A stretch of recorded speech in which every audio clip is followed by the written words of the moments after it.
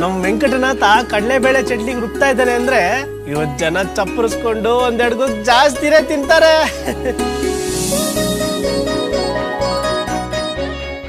ಆಹಾ, ಚಟ್ನಿ ಎಷ್ಟು ಚೆನ್ನಾಗಿದೆ. ವೆಂಕಟನಾಥ ಮಾಡಿದ್ದು.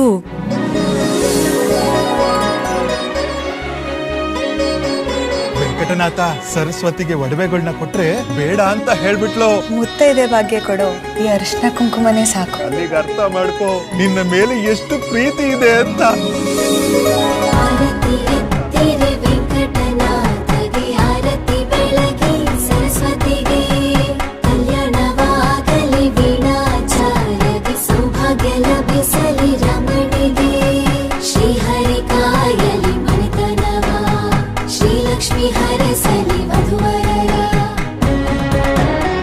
ನೀವು ಮಾಡಿ ಕಡಲೆಬೇಳೆ ಚಟ್ನಿ ತುಂಬಾನೇ ಚೆನ್ನಾಗಿತ್ತು.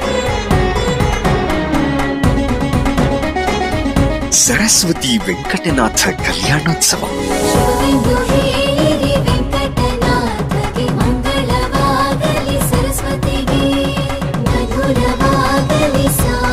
ಶ್ರೀ ರಾಘವೇಂದ್ರ ಮಹಾತ್ಮೆ ಪ್ರತಿ ಶನಿವಾರ ಮತ್ತು ಭಾನುವಾರ ಸಂಜೆ 6ಕ್ಕೆ.